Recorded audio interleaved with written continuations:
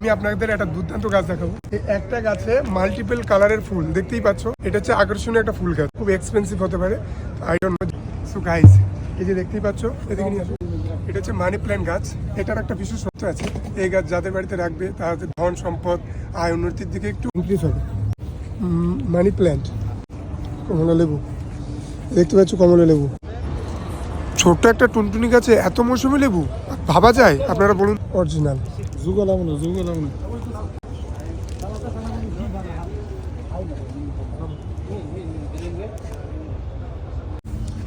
Orange. প্রত্যেকটা ফুল বিক্রি হয় পার পিস হিসাবে। তো এখন যেহেতু sunset time, so there is no crowd, so that's Y.